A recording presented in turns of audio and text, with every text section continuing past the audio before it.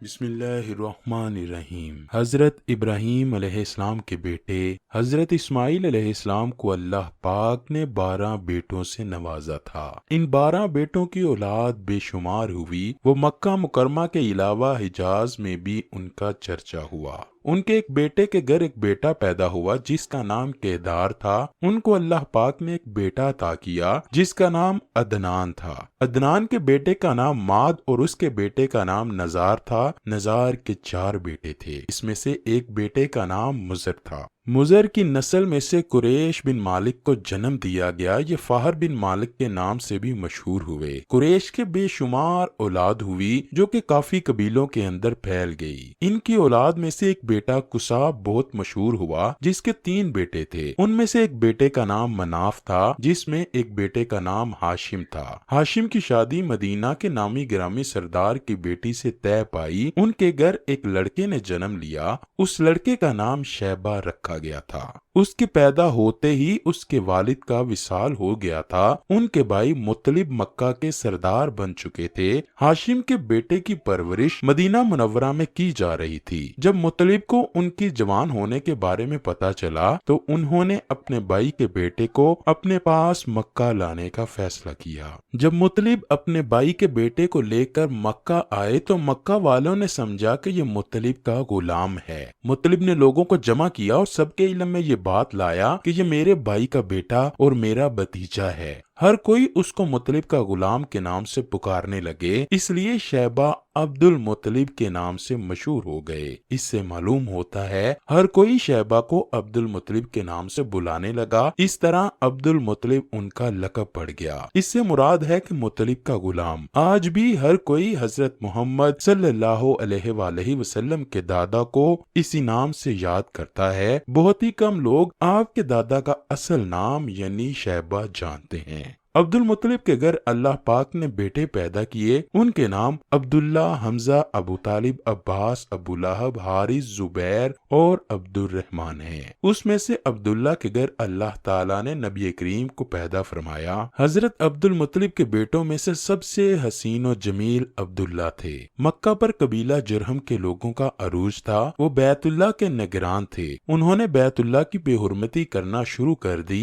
ان کے قبیلے کے سردار مزاز بن عمرو تھا جو کہ ایک اچھے آدمی کے طور پر جانا جاتا تھا۔ اس نے اپنے قبیلے والوں کو منع کیا کہ بیت اللہ کی بے حرمتی نہ کرو۔ ان کے قبیلے والوں نے اپنے سردار کی کسی بات کو نہ مانتے ہوئے بے حرمتی سے باز نہ آتے تھے۔ مزاز بن عمرو اپنے قبیلے والوں سے مایوس ہوا۔ اس نے بیت اللہ سے سارا سامان نکال کر آب زمزم کے کنویں میں دفن کیا اور اس کنویں کو مٹی سے بھر کر خود وہاں سے کسی دوسری جگہ پر چلا گیا۔ اس طرح کنویں کا نام و نشان آہستہ آہستہ مٹ گیا۔ اس کے بعد بنو خزاع نے بنو جرہم کو وہاں سے نکال دیا۔ بنو خزاع اور قصا کا دور اسی لڑائی میں گزر گیا۔ اس کے بعد حضرت عبد المطلب کا زمانہ آ گیا۔ یہ کنواں کافی عرصہ قبیلہ جرہم کے سردار مزاز کے دور سے بند پڑا تھا۔ پھر اللہ پاک نے یہ کنواں حضرت محمد کے دادا حضرت عبد المطلب سے کھدوایا۔ روایت ہے کہ نبی کریم کے والد حضرت عبداللہ بے حد حسین و جمیل تھے۔ ان کے حسن کا چرچا پورے عرب میں مشہور تھا۔ چرچا ہوتا بھی کیوں نہ، آخر وہ دہا کے چہرے والے مصطفیٰ کے باپ جو بننے والے تھے۔ قریش کی عورتیں حضرت عبداللہ کے حسن و جمال کی طالب بن کر سر راہ نکلا کرتیں تاکہ ان کو اپنی جانب متوجہ کر سکیں۔ اہل کتاب بعض نشانیوں اور علامات سے یہ جان چکے تھے کہ نبی آخر الزماں حضرت محمد صلی اللہ علیہ وآلہ وسلم کا وجود گرامی حضرت عبداللہ کے سلب میں ودیت ہے، اسی لیے وہ حضرت عبداللہ کی جان کے دشمن ہو گئے۔ اصل میں وہ چاہتے تھے کہ جیسے انہی کے خاندان میں نبی ہوتے آئے ہیں اب بھی ایسا ہی ہو اور آخری نبی بھی انہی کی نسل سے ہو۔ اس لیے انہوں نے حضرت عبداللہ کو شہید کرنے کا منصوبہ بنایا۔ ایک دن حضرت عبداللہ شکار کے لیے تشریف لے گئے تو اہل کتاب کی ایک بہت بڑی جماعت شام کی جانب سے تلواریں سونت کر حضرت عبداللہ کے قتل کے ارادے سے نمودار ہوئی۔ حضور اکرم صلی اللہ علیہ وآلہ وسلم کی والدہ ماجدہ کے والد حضرت وہب بن مناف بھی جنگل میں موجود تھے۔ انہوں نے دیکھا کہ چند سوار جن کی شکل و صورت اس دنیا کے لوگوں سے مشابہ نہ تھی، غیب سے ظاہر ہوئے اور وہ اس حملہ آور گروہ کو حضرت عبداللہ کے آگے سے دور کرنے لگے۔ وہب بن مناف نے گھر آ کر اپنے گھر والوں سے کہا، میں چاہتا ہوں کہ اپنی بیٹی آمنہ کا نکاح حضرت عبداللہ بن عبد المطلب سے کر دوں، اور پھر یہ بات اپنے دوستوں کے ذریعے حضرت عبد المطلب کی خدمت میں پہنچائی۔ حضرت عبد المطلب بھی یہی چاہتے تھے کہ حضرت عبداللہ کی شادی ہو جائے۔ اسی سلسلہ میں وہ کسی ایسی عورت کی جستجو میں تھے جو شرف، حسب و نسب اور عفت میں ممتاز ہو۔ آمنہ بنت وہب میں یہ صفات موجود تھیں۔ حضرت عبد المطلب نے اس رشتے کو پسند کیا اور حضرت عبداللہ کا ان کے ساتھ رشتہ طے پا گیا۔ اس رشتے کے بعد اور نکاح سے پہلے حضرت عبداللہ کو بہت سے عجیب واقعات کا سامنا بھی کرنا پڑا، جس میں بہت سی غیر عورتوں نے آپ سے ناجائز تعلقات، جبکہ کچھ نے تو نکاح کرنے کی بھی سر توڑ ناکام کوششیں کی۔ ایک دفعہ خانہ کعبہ کے پاس کھڑی ایک عورت کے پاس سے جب حضرت عبداللہ گزرے تو وہ ان کا حسن دیکھ کر آپ پر فدا ہو گئی۔ بنی اسد کی یہ عورت آپ کو ڈھونڈتے ڈھونڈتے آپ کے گھر پہنچی اور آپ سے کہنے لگی، میں آپ کو 100 اونٹ تحفے میں دوں گی اگر آپ مجھ سے نکاح کر لیں۔ حضرت عبداللہ نے اس کو صاف انکار کیا۔ مکہ کی ایک خوبصورت عورت جو کاہنہ ہونے کے ساتھ ساتھ تورات اور انجیل کی عالمہ تھی، جب حضرت عبد المطلب حضرت عبداللہ کو لے کر بغرض نکاح قبیلہ بنو زہرہ روانہ ہوئے تو راستے میں اس عورت یعنی فاتحہ شمیہ سے ملاقات ہوئی۔ فاطمہ نے حضرت عبداللہ کی پیشانی میں نور محمدی صلی اللہ علیہ وآلہ وسلم چمکتے دیکھا تو فوراً سب کچھ بانپ کر اس نور پر ہزار جان سے فریفتہ ہو گئی اور حضرت عبداللہ کو نکاح کا پیغام دیا۔ حضرت عبداللہ نے جواب دیا، ابھی تو ہم جا رہے ہیں، واپسی پر تجھ سے بات ہوگی۔ کاہنہ کہنے لگی، اے عبداللہ، تمہیں دین ابراہیمی کا واسطہ جس پر قائم ہو،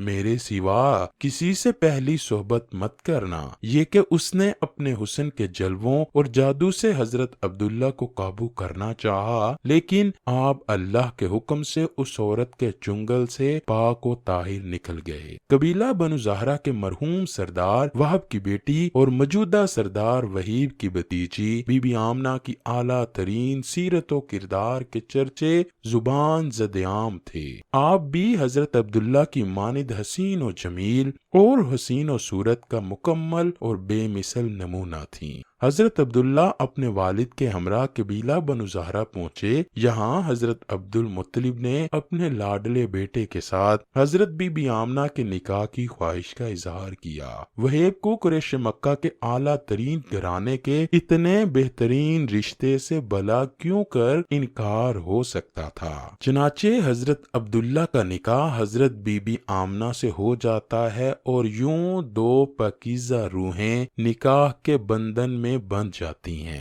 حضرت عبداللہ تھوڑا عرصہ وہاں قیام کرنے کے بعد اپنی عفت مآب دلہن کو لے کر واپس مکہ آ جاتے ہیں۔ کچھ دنوں بعد دوبارہ وہی کاہنہ آپ سے ملتی ہے جس نے ان کو نکاح کے لیے کہا تھا۔ جب اس عورت نے حضرت عبداللہ کی پیشانی میں وہ نور مبارک نہ پایا تو چیخنے چلانے لگی اور ان سے کہنے لگی، پہلی مرتبہ میرے پاس سے جانے کے بعد تم نے کسی عورت سے صحبت کی ہے؟ آپ نے فرمایا، ہاں، میں نے بی بی آمنہ بنت وہب سے نکاح اور زفاف کیا ہے۔ وہ عورت کہنے لگی، اب مجھے تم سے کوئی سروکار نہیں، میں تو اس مبارک نور کی خواستگار تھی جو تمہاری پیشانی میں جلوہ افروز تھا، اب وہ دوسرے کے نصیب میں چلا گیا ہے۔ امام علوسی، امام ابن کثیر اور علامہ قرطبی سے مشترکہ روایت ہے کہ یہ مبارک پیر کا دن تھا کہ جب اس مبارک جوڑے کا نکاح ہوا، لیکن پھر 3 دن تک حضرت عبداللہ اور حضرت آمنہ کو خلوتگاہ میں جانے کی اجازت نہ دی گئی۔ اس کی ایک تو وجہ یہ تھی کہ حضرت جبرائیل علیہ السلام نے حضرت عبداللہ کو بتایا تھا شب زفاف جمعرات کا دن ختم ہونے کے بعد شب جمعہ کو ہوگی، اور دوسری وجہ یہ بتائی جاتی ہے کہ یہ مکہ کے قبیلوں کا رواج تھا کہ شادی کے پہلے 3 دن تک نئے نکاح شدہ جوڑے کو تنہائی میں نہ چھوڑا جاتا۔ پھر شب جمعہ کی وہ مبارک گھڑی آ گئی کہ جب جبریل امین 70,000 فرشتوں کی سرداری میں تشریف لائے اور کعبہ پر حلالی پرچم لہرا کر دنیا والوں کو خوشخبری دی کہ آج نور محمدی صلب پدر سے رحم مادر میں منتقل ہو جائے گا۔ ایسا ہی ہوا۔ شب جمعہ کو حضرت عبد المطلب نے بنو زہرہ میں قیام کے دوران ہی نکاح کے تیسرے دن حضرت عبداللہ اور حضرت آمنہ کو خلوت گاہ میسر فرمائی، اور یہ مقدس اور دل آویز نور حضرت عبداللہ کی پشت مبارک سے حضرت آمنہ کے بطن مبارک میں منتقل ہو جاتا ہے، اور سرور کائنات آقائے نامدار حضرت محمد صلی اللہ علیہ وآلہ وسلم کی بشری ولادت کی تشکیل کا اہتمام شروع ہو جاتا ہے۔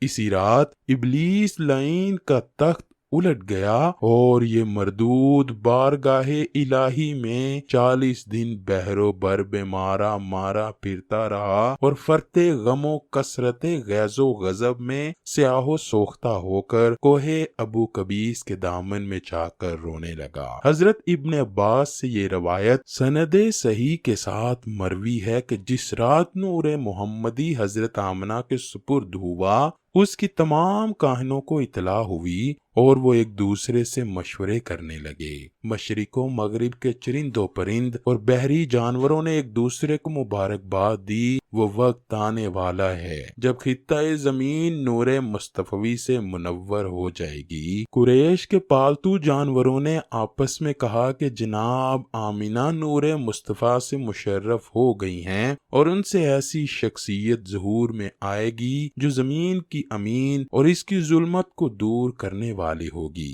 یہ بھی کہا گیا ہے کہ تمام دنیا کے بت دوسری صبح سرنگو پائے گئے۔ ابلیس لعین کا تخت پلٹ گیا اور دوسرے بادشاہوں کے تخت سرنگو ہو گئے۔ صاحب اقتدار حاکموں اور بادشاہوں کی زبانیں گفتگو سے قاصر اور گنگ ہو گئیں۔ مکہ کی وادی کے کچے مکان کے خوشبوؤں سے معطر ایک کمرہ میں حسن و جمیل پاک و طاہرہ خاتون شرم و حیا کی پیکر صبر و شکر کی اعلیٰ ترین نمونہ اپنے شوہر کی جدائی کا غم لیے تخلیق کے عظیم ترین اور پاکیزہ مرحلے سے گزر رہی تھیں۔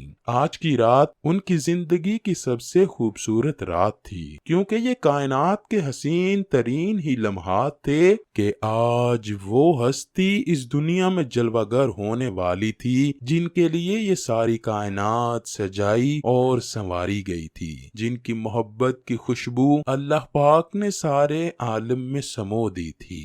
وہ مرحلہ جو دیگر عورتوں کے لیے کٹھن اور دردوں بھرا ہوتا ہے، وہ حضرت بی بی آمنہ کے لیے نہایت آسان کر دیا گیا۔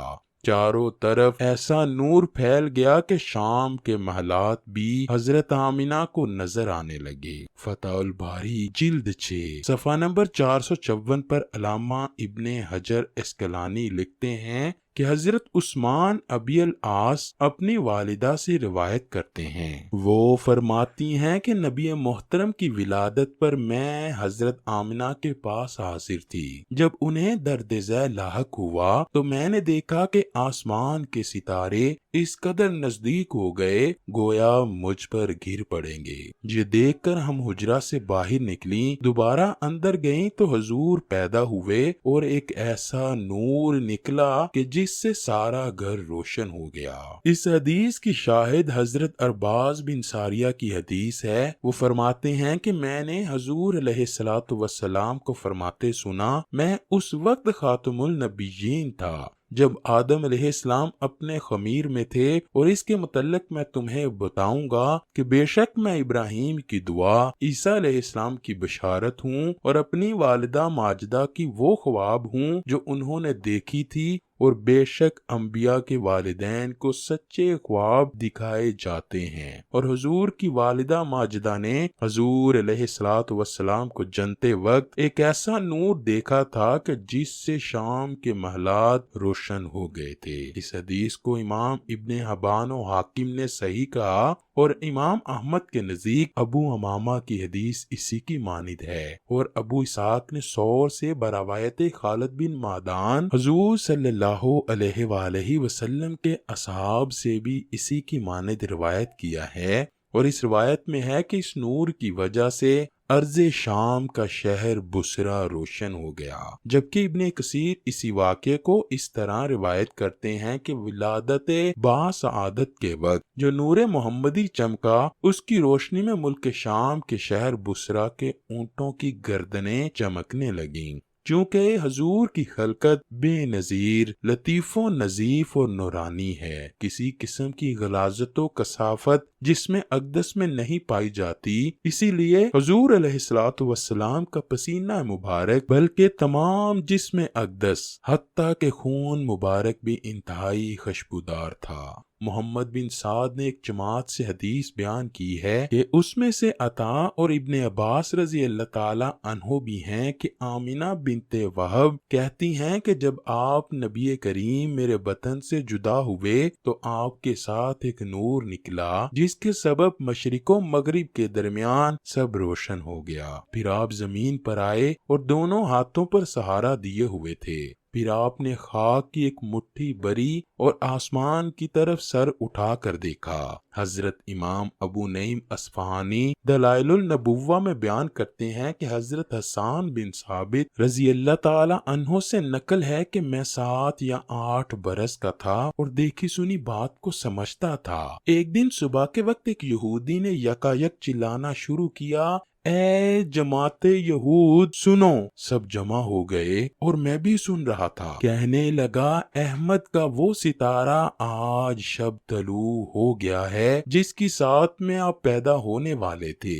سیر ابن حشام میں یہ بھی ہے کہ محمد ابن اسحاق سیر کہتے ہیں، میں نے سعید بن عبد الرحمن بن حسان بن ثابت سے پوچھا کہ جب حضور علیہ الصلوۃ والسلام مدینہ طیبہ تشریف لائے تو حسان بن ثابت کی عمر کیا تھی؟ انہوں نے کہا 60 سال، اور حضور 53 سال کی عمر میں تشریف لائے تو اسی حساب سے حسان بن ثابت حضور علیہ الصلوۃ والسلام سے 7 سال عمر میں زیادہ ہوئے، تو انہوں نے یہ مقولہ یہودی کا 7 سال کی عمر میں سنا۔ یہی روایت امام بہقی نے بھی لکھی ہے۔ حضرت ام ہانی سے روایت ہے کہ انہوں نے اپنے والد سے سنا کہ ایک یہودی مکہ اس رات داخل ہوا کہ جب حضور نبی کریم کی ولادت ہوئی تو وہ لوگوں کو جمع کر کے پوچھنے لگا، آج کس قریشی سردار کے گھر بچہ پیدا ہوا ہے؟ لوگ اس یہودی عالم سے کہنے لگے، آج تو صرف ایک ہی بچے کی چرچا ہے کہ جو عبداللہ بن عبد المطلب کے ہاں پیدا ہوا ہے۔ اس یہودی نے درخواست کی، میں ایک دفعہ اسے دیکھنا چاہتا ہوں، جسے عبد المطلب نے قبول فرمایا۔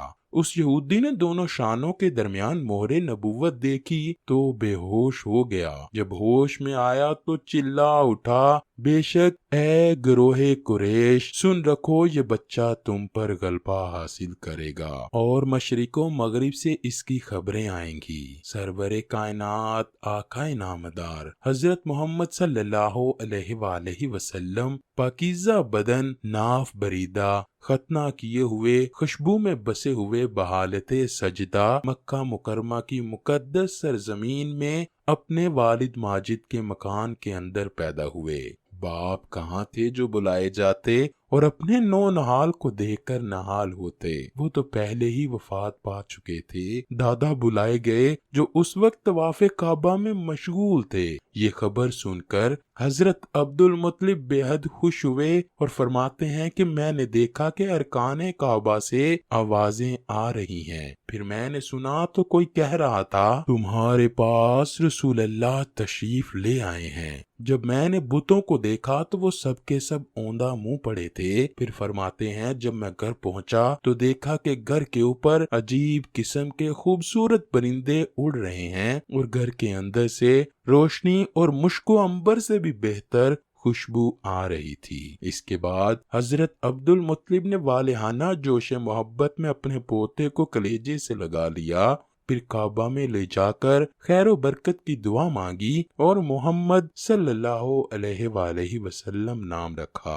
ناظرین گرامی، اس کے علاوہ آپ صلی اللہ علیہ وآلہ وسلم کے عجائبات ولادت کے یہ واقعات بھی روایت کیے گئے ہیں، جیسا کہ کسریٰ کے محل میں زلزلہ پڑ جانا، اس کے 14 کنگوروں کا گر جانا، بحیرہ طبریہ کا دفعتاً خشک ہو جانا، فارس کے آتش کدے کا بجھ جانا جو 1000 برس سے برابر روشن تھا اور کبھی نہ بجھا تھا۔ اللہ اکبر! بے شک حضور نبی کریم حضرت محمد صلی اللہ علیہ وآلہ وسلم کی پیدائش ایک معجزہ ہے۔ بے شک حضور ہی وہ پیغمبر ہیں کہ جن کا سب کو انتظار تھا۔